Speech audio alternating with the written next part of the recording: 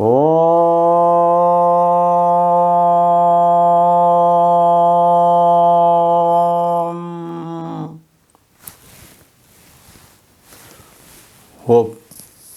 Hope to find all of you in good health and cheerfulness. Hope all of you enjoy the programs shared by us through this YouTube. The spiritual awakening of the YouTube group members and WhatsApp group members is ever blissful, ever enjoying, ever happy, and all the time they get new revelations through the discussions what we have.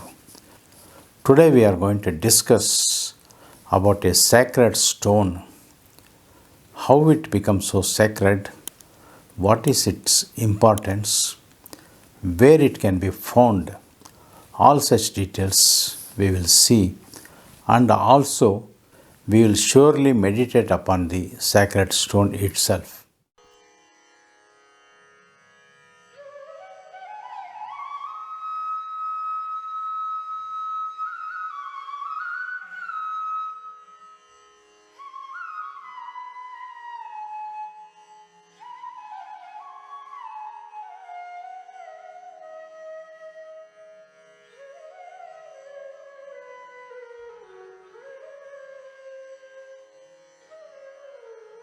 Marichi is the chief of the Maruts.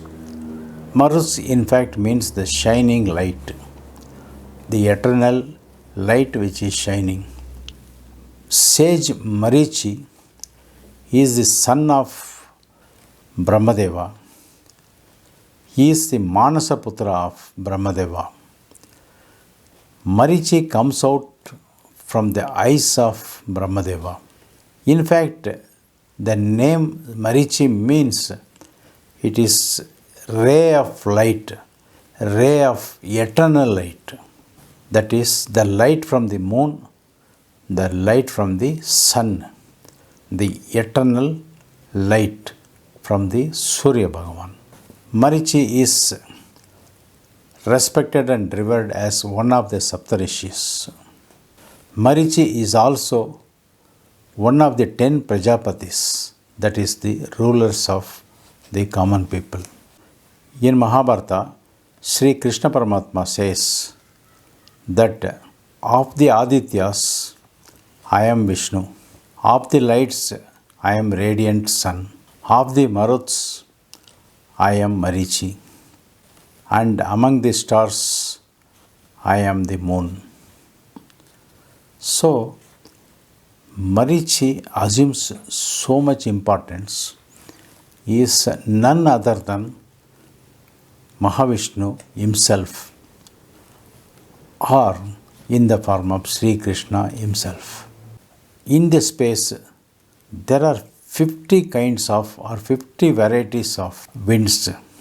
Marichi is the supreme among the 50 types of winds. That supreme is Bhagavan Sri Krishna or Sri Mahavishnu himself. Marichi is the primal breath that sweeps across all the spaces preceding the Maruts. Sage Marichi has several wives. The prominent among them are Kala, the daughter of Rishi Kardam, Shambhuti, the daughter of Daksha, and Dharmavrata, the daughter of Yamadharmaraja, or Lord of Dharma. One day it happens, Marichi goes to the forest or garden to fetch some firewood as well as flowers and leaves for the daily rituals. When he returns, he feels himself very tired, and as he enters the hermitage, his wife Dharmavrata, Dharmavrata offers to wash his feet. During this process, suddenly Brahmadeva enters. Brahmadeva happens to be the father of Marichi and father-in-law of Dharmavrata. Now, Dharmavrata is in a dilemma whether to discontinue and attend to Brahmadeva or to continue the washing of her husband, sage Marichi's feet. During this particular process, there is already a delay. During this delayed process, sage Marichi is offended and becomes very angry over Dharmavrata. He utters that, since my father has visited here, your primary duty was supposed to first attend to Brahmadeva.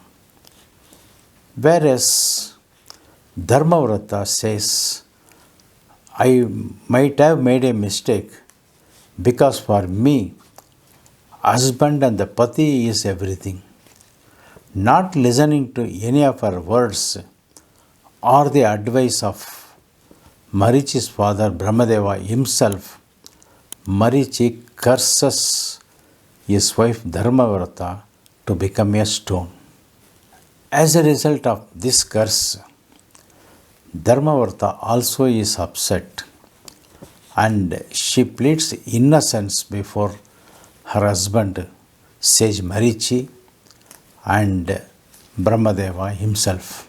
As a result of carrying the curse with no alternatives seen at sight, Dharmavrata goes into tapas or tapasya or penance, seeking relief from the curse given to her by her own husband, sage Marichi. Lord Mahavishnu is impressed by the kind of penance, kind of tapasya undertaken by Dharmavrata and appears before her and asks her to seek any boon so that he can readily offer such a boon to her. Now Dharmavrata pleads with Mahavishnu, narrating the entire incident, and asks Mahavishnu to relieve her from the curse so that she can lead a life with her husband. In fact, she wants the curse to be totally eradicated. Now Mahavishnu finds it very difficult to eradicate or remove the curse, as the sage Marichi was so powerful, so virtuous. The curse given by him cannot be reduced or altered under any circumstances by anybody. Such is the power of sage Marichi. This being the case, Mahavishnu consoles Dharmavrata that the curse cannot be lifted under any circumstances. In turn, Mahavishnu, while not being able to remove her curse, he keeps pity on Dharmavrata and transforms the particular stone into a sacred stone and make it a Devashila, and promises her that in each house, whoever worships you in the form of a statue or an idol through Devashila, such individuals will be getting a boon to the extent all the 33 crore gods and their parivaras will be enshrined within that Devashila. As a result, in each house where an idol in whichever form is worshipped in a stone, that becomes Devashila, and that becomes the Dharmavrata. As a result, at any point of time, in any house, any idol is worshipped in stone. It is so virtuous that all these gods are inside the stone. All the powers of the deities are enshrined in the Devashila itself. In a nutshell, the stone will become a Devashila and will be worshipped in every house in one or other form as an idol of any deity, because all the deities are enshrined in it. One has to avoid the anger. One has to transform the anger energy or the Krodha Shakti into a Karuna Shakti is the essence of this message given by Mahavishnu. Because sage Marichi is the Manasa Putra of Brahmadeva, he is of the mind. The mind is the most corruptive. Mind is an instrument which is neither inside nor outside of the human being. Without being showing its presence, the mind can make a person or mar a person. In other words, Marichi himself is an incarnation of the mind itself, or mind of the Brahma.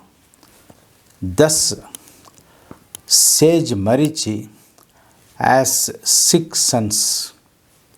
The names of the sons are Kama, Krodha, Lobha, Moha, Mada, and Matsarya. That is, when we translate, it would become desire, anger, greed, attachment, jealous, pride, etc. Since Marichi came from the eyes of Brahmadeva, among the Panchendriyas, the eye becomes the most powerful and most appealing and most corrupting instrument, if at all we call it as an instrument of one of the Indriyas. Because the moment we sight something, immediately it communicates to the mind. Immediately mind corrupts the tongue if at all we happen to see something very tasty. If at all we feel something pleasant to touch, if at all we feel something is very melodious to our ears, or if at all we feel some kind of fragrance, as a result, eye becomes the most corrupting indriyas. We must always be careful about our eyes. As a result, as a technique, we always close our eyes when we go into dhyana or meditation. The purpose of closing the eye is one of the main reasons what we discussed here, now and today.